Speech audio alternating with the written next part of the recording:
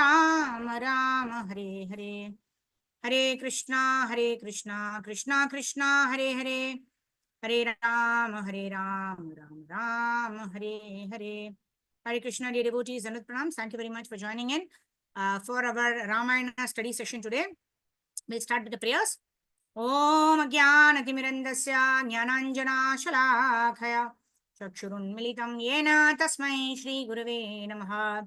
Shri Chaitanya Manobishtam Stapitam Yena Bhutale Swayam Rupa Kadamayam Dadati Swapadantikam Vandeham Shri Guru Shri Yudhapadakamalam Shri Gurun Vaishnavamscha Shri Rupam Sagrajatam Sahagana Raghunatanvitam Tam Sajivam Sadvaitam Savadutam Parjana Sahitam Sri Krishna Chaitanya Devam Shri Radha Krishna Padan Sahagana Lalita Shri Vishakhanvitamscha Namo Vishnu Padaya Krishna Preshaya Bhutale Srimate Bhaktivedanta Swami Niti Namine Namaste Saraswate Deve Gauravani Pracharine Nirvisesha Shunyavadi Paschatya Deshatarine Panchakalpadrubhyascha Kripa Sindhubhyeva cha Patitanam Pavanebhyo Vaishnavebhyo Namo Namaha. Jai Sri Krishna Chaitanya Prabhu Nityananda Shri Advaita Gadadhara Srivasadi Gaura Bhakta Vrinda. Hare Krishna, Krishna Krishna, Hare Hare. Hare Ram, Ram Ram, Hare Hare. Gurave Gaurachandraya Radhikaya Taralaye Krishnaya Krishna Bhaktaya Tadbhaktaya Namo Namaha. Mukam karoti vachalam pangum langayate girim yat kripatamaham vande Shri Gurun dinatarinam Paramanandamadavam Shri Krishna Chaitanyam Ishwaram Harihi Om Tat Sat.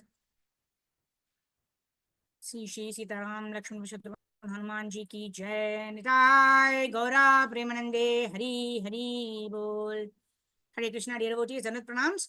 So we are continuing with our Ramayana study from where we left off yesterday. So we see here that Vishwamitra Muni equips Lord Ram and Lakshman with lot of weapons, and they finally kill Subahu and Maricha, right? Who were causing disturbance to the yajna that was caused in the forest. And then finally Vishwamitra takes Rama and Lakshmana to Mithila. They walk all the way to Mithila, and then let's see what happens in Mithila. And we also saw how King Janak Maharaj, the king of Mithila, had arranged for nice reception by washing the lotus feet of Lord Ram, Lakshmana and Vishwamitra Muni. So like that. So let's continue reading from here. So now we know that the next what is going to happen is the marriage of Sita and Ram. How Rama he breaks the Lord Shiva's bow, right? And that and he wins Sita Devi in Swayamvar. So that is the pastime. So we'll quickly go ahead and start reading. So devotees who would like to read can go ahead and raise your hands. Hare Krishna. All right, so let me continue reading, and devotees who would like to read may raise your hands. The king had waited until the travelers were rested and refreshed before making his inquiries. Vishwamitra told him about the boys and how they had disposed of the Rakshasas in the forest. They had come now to see the famous bow. Janaka was thrilled to hear that they were princes from Ayodhya. Nothing could be better than an alliance with Dhritarashtra, with Dashratha's line. If only Rama could pass the test of the bow, right? So here we see here Dashrath Maharaj is very happy that Rama and Lakshmana are here, and Rama is going to, try to string the bow and claim the hand of Sita. He's very happy, but he's just thinking, I hope Rama passes the test of the bow, right? It is, we have some desires, but then we have some conditions to fulfill also. And then it's our heart's desire, because he is also, put under illusion by the Lord, where he does not realize that although Janak Maharaj is one of the Mahajans, right? What is that? Swayambhu Narada Shambho Kumaro Kapilo Manu Pralado Janako Bhishmo Balir Vayyasaki Vayam. So Janak Maharaj is one of the pure devotees of the Lord, one of the 12 Mahajans. So he knows everything. But the Lord, whenever he does not want even a devotee to know something, the Lord puts a devotee also under illusion. So although being a pure devotee, Janak Maharaj is simply praying that Lord Ram should pass the test of the bow like that. Okay, Deval Mataji, go ahead. And then Karpagavali Mataji, and then Sindhu Mataji. Oh, go ahead. Yeah, Hare Krishna Mataji, Dhanvat Pranam. At At that that point, point, yeah, at that point, Satananda, Janaka's head priest, spoke to the princes. After welcoming them, he began to narrate the history of Vishwamitra. Satananda was himself a great ascetic. He knew Vishwamitra well, having previously spent time with him in his hermitage. Seeing the famous sage again, Satananda felt inspired by affection to speak of his glories. Looking upon the beautiful faces of Ram and Lakshman, who sat enraptured by his speech, the priest told the story of Vishwamitra, who had performed difficult asceticism for thousands of years. Okay. He told them how the sage had once been a great king and after practicing tremendous austerities had been blessed by Brahma to become a powerful rishi. When Satananda finished his astonishing tale, everyone gazed with awe at Vishwamitra, who sat flanked by the princes, his mind absorbed in thoughts of the Supreme Lord. Janaka approached the effulgent rishi and spoke to him with joined palms. I stand blessed by your appearance, O holy sage. This account of your many glories has filled my mind with wonder. Indeed, I could go on hearing it again and again, but dusk has now fallen, and I beg your leave. Let us meet again in the morning, and it will be very great delight to satisfy your every desire. Janaka, along with his ministers and priests, circumambulated Vishwamitra in respect, and then departed. After performing their evening rituals and prayers, Vishwamitra and the princes rested for the night in the king's palace. The following morning, Janaka came again again came before Vishwamitra. He bowed low before the sage and touched his feet, asking in a pleasing voice, Please instruct me what I should do for you today. O sinless one, you are worthy in every way of receiving my service. Hearing these words from the virtuous and gentle king, Vishwamitra asked that they now be shown the bow. Janaka assented, but before taking them to see the bow, he described its history. Long past in a former age, the bow had belonged to Shiva. That deity had become angry with the other gods when they had denied him a share of the sacrificial offerings made by the sages. Shiva had threatened them with a bow, saying, I shall now sever your worshipable heads from your bodies. Stand ready on the battlefield if you have any valor. But the gods relented and quickly worshipped the infuriated Shiva. They had managed to appease him, whereupon he gave them the bow. The famous bow was then given by the gods to Janaka's ancestors Devarata, after he had fought for them in a battle against the demons. It had since been kept in the king's family, being worshipped as if it was Shiva himself. Janaka continued speaking to the sage and the princes, who listened with great curiosity. Once I was performing a sacrifice to please the gods in order to get a worthy successor in my line. As the sacrificial ground was being prepared with a golden plowshare, a wonderful child appeared from out of the earth itself. This female child, who became known by the name of Sita, grew up in my palace as my daughter. Her beauty is matchless. I have raised her with love and will give her in marriage to whoever can show exceptional prowess. Various rulers and princes have approached me and sued for her hand. Seeing these kings, I set a standard for winning Sita, saying, Whosoever can hold and string the mighty bow of Shiva will win this princess. Many proud kings thought that they would easily bend the bow. However, coming before that bow, they were soon shorn of their valor and pride. They were hardly able to move the bow even slightly, far less lift and string it. Angry at their failure, numerous kings together besieged Mithila for 1 full year. When my resources were exhausted, I prayed to the gods for support. I then received from them a vast army equipped with every kind of weapon. That celestial army quickly dispersed those bellicose kings in all directions. Thus, this bow remains here unconquered and awaiting some truly powerful king. Janaka looked at the two royal brothers. Rama's fame had reached him, and he felt sure that the prince would win his daughter's hand. As the king beheld Rama's beautiful features, his powerful physique, and noble bearing, he longed for the prince to pass the test and become his son in law. He stood before Vishwamitra with folded palms. Come now, O sage, and bring these boys with you. If any can string the bow, then the hand of the divinely born Sita will be won. Janaka led them to the part of his great palace where the bow was kept. It was stored in an iron chest which was adorned with gold engravings and covered over with numerous flower garlands.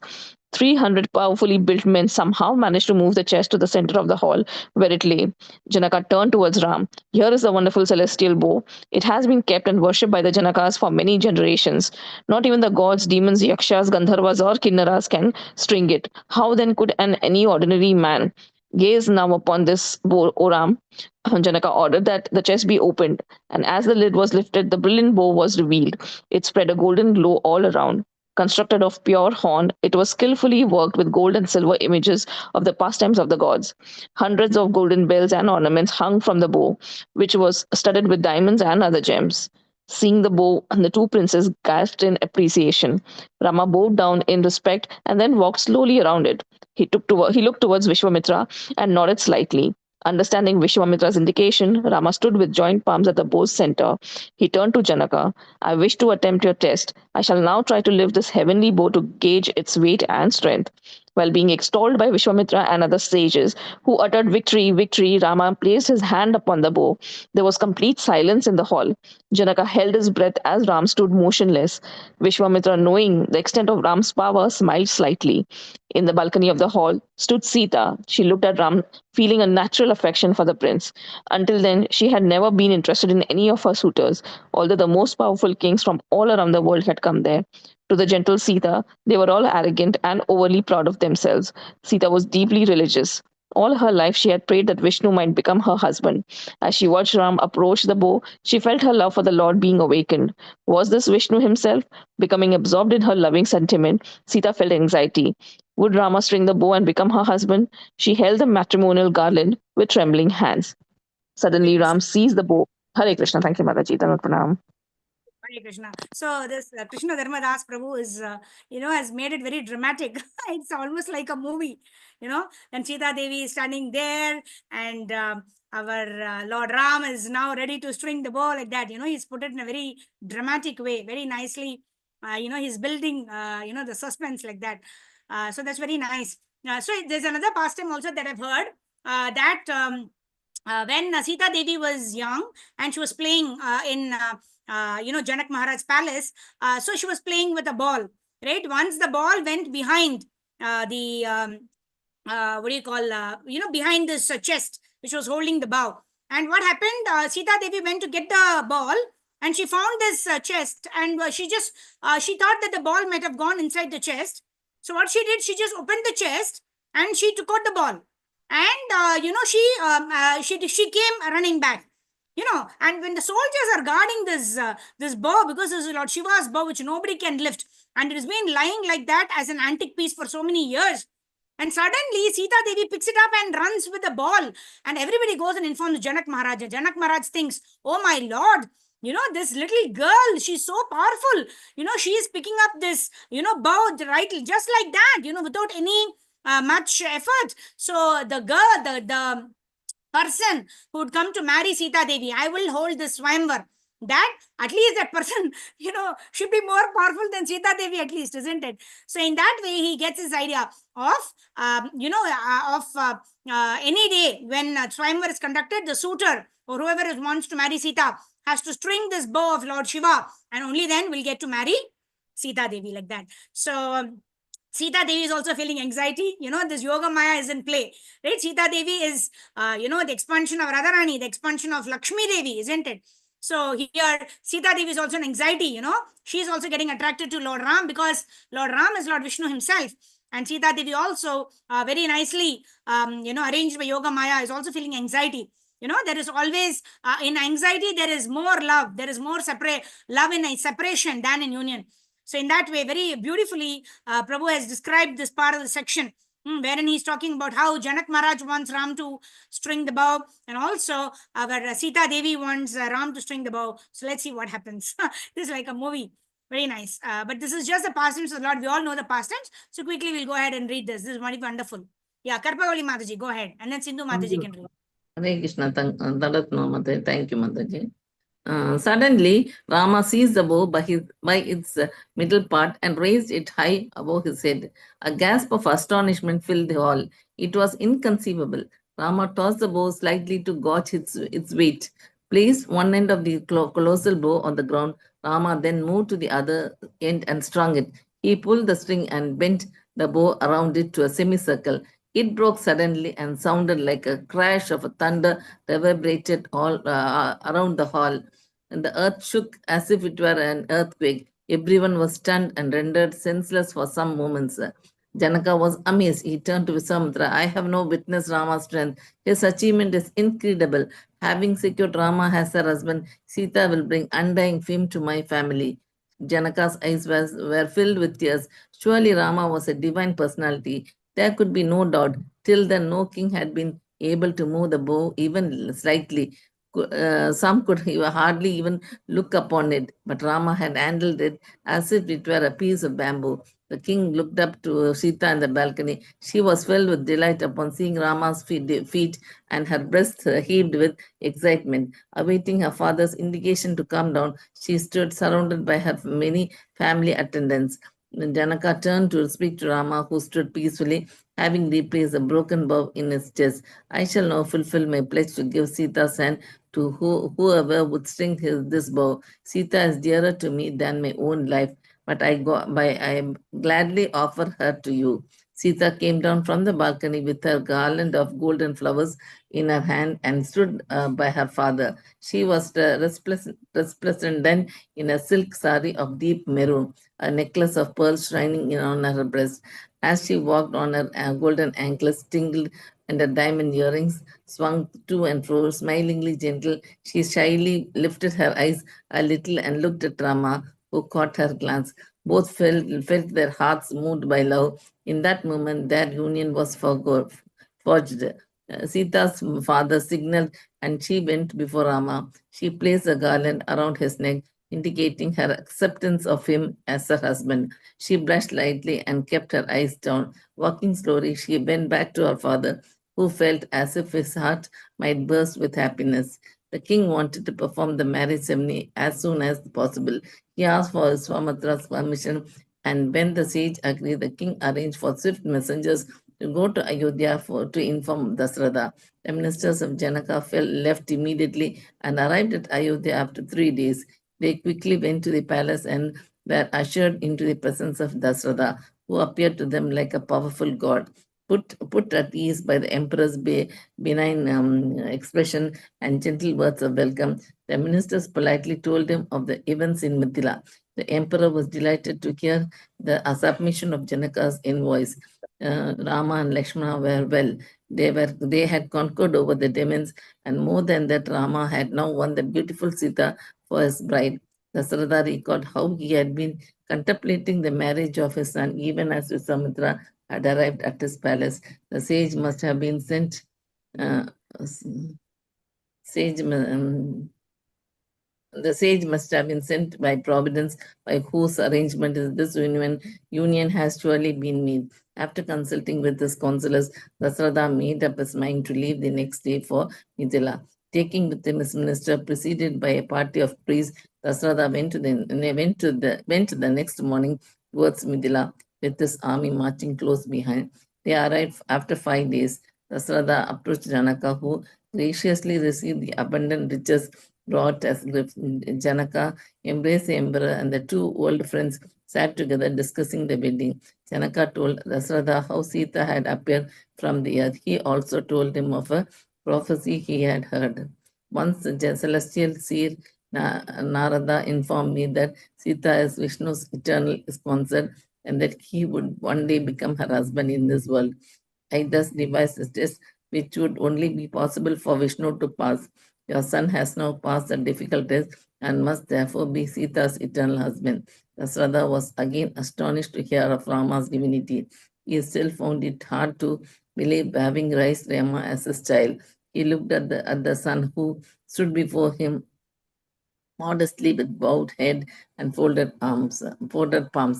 Dasratha was overpowered by love. His loving sentiments overcame any thoughts of Rama's divinity. The emperor looked again at Janaka and said, I approve this marriage by in every way. Perform the ceremony under the guidance of learned Brahmins. O king, the success of a gift depends upon the way it is given. Therefore, be sure that all the necessary rites are properly observed without loss of time. Dasratha wanted to ensure that the marriage ceremony was performed carefully according to scriptural codes. He did not want any ill fortune created by neglect of sacred rituals. Such errors would blight the marriage and create future difficulties for the couple. Janaka issued instructions to his ministers and then sat with Dasratha in his great palace hall. Both of them listened as Vasishta recited Rama's family lineage. After hearing of Rama's ancestry, beginning with the sun god, Janaka recited Sita's genealogy, describing his own ancestry, which began with Brahma. When Janaka finished, Vishwamitra spoke. He suggested that Sita's sister Urmila wed Rama's brother Lakshman. The sage also advised Janaka's brother Kushadraja allow his two daughters to marry Bharata and Satrughna. Then there would be one ceremony for all the four marriages. Rising from his seat with joy, Janaka said, let it be so. Again and again he fell prostrate before Vishwamitra and said, I am ever your servant. Your words are worthy of my worship, and I stand command by you. Let the wedding take place tomorrow, a day marked by favorable stars. As the two kings sat talking together, the sun gradually. Thank you. Thank you. Janak Pranam. So Thank we you. need to close right now because I have something. So now tomorrow when we are, tomorrow is Saturday, right? Tomorrow is Saturday, but we'll still have a session tomorrow. Tomorrow we'll meet at 11 o'clock where we will see how the marriage ceremony happens, because I want to read it one shot. We don't want to break that. So now it has been finalized. The betrothal has happened. Engagement ceremony has happened, right? So tomorrow I want to read what the stretch, how the marriage ceremony takes place. And here are 2-3 very important points. First point is Dasharath Maharaj, he's saying all the rituals have to be done very well. Otherwise, the couples may find difficulty, right? Who can impose difficulty in the life of the Supreme Personality of Godhead, right? But Vatsalya Rasa is overpowering his knowledge that, just now we heard from Vishwamitra Muni, just now we heard from Janaka, how Lord Ram is so powerful. But yet, the Vatsalya Rasa is overpowering the fact that Rama could be the Supreme Personality of Godhead. And secondly, the marriage of all the four sons are going to take place together, right? Rama, Sita, and then Lakshmana is going to get married to Urmila, and then Bharata is going to get married to Mandavi, and Shatrughna is going to get married to Shruta Kirti. So it's going to be a great wedding celebration. So generally weddings happen in the weekend. So probably tomorrow and Saturday we'll discuss how the wonderful wedding of these four wonderful sons of Dasharath Maharaj happens to Sita Devi. Ram gets married to Sita Devi, Lakshmana gets married to Urmila, Bharata gets married to Mandavi, and Shatrughna gets married to Shruta Kirti. So thank you very much. Jagat Guru Srila Prabhupada Srila Gurudev ki jai. So quickly we will do Kirtan. I'll request devotees to switch on your cameras, and Sindhu Mataji can start reading tomorrow. We'll meet sharp at 11 o'clock tomorrow. Raghupati Raghav Raja Ram Patita Pavan Sita Ram Sita Ram Jaya Sita Ram Sita Ram Jaya Sita Ram Raghupati Raghav Raja Ram Patita Pavan Sita Ram Sita Ram Sita Ram Sita Ram Jaya Sita Ram Raghupati Raghav Raja Ram Patita Pavan Sita Ram Jaya Sita Ram Jaya Lakshman Hanuman Sita Ram Jaya Lakshman Hanuman Jaya Gauranitai Jaya Gauranitai Gauranitai Jaya Gauranitai Jaya Sita Ram Jaya Radhe Shyam Sita Ram Jaya Radhe Shyam Jaya Jaya Prabhupada Prabhupada Gurudev Gurudev Nitai Gaura Hari Bol Hari Bol Hari Bol Hari Bol. जय श्री श्री सीताराम लक्ष्मण शत्रुघ्न हनुमान जी की जय. अनंत कोटि वैष्णव वृंद की जय. सामवेद गौर भक्त वृंद की जय. All glories to assembled devotees. Hare Krishna. All glories to assembled devotees. Hare Krishna. All glories to the assembled devotees. Hare Krishna. All glories, all glories, all glories to Shri Guru and Shri Gauranga. Shri Prabhupada, Shri Gurudev ki jai. Thank you very much, dear devotees. Namesh Prabhu ki jai. Hari Bol. Thank you. Harjit Mataji, Krishnamurti Prabhu, Amritmayi Mataji, Sindhu Mataji, Shobha Mataji, Karpavali Mataji, and Rajeshwari Rajiv Mataji for switching on your cameras. And thanks to all the other devotees for joining in. Shri Sitaram Lakshmana Bharat Shatrughna Hanuman ji ki jai. Grantaraj Shri Ramayan ki Jai. Nitai Gaur Premanande. Hari Hari Bol. Thank you, devotees. We'll meet you all tomorrow morning 4:30 for our Brahma Murta chanting session. Until then, enjoy, think about Lord Ram and Sita Devi's wedding tomorrow.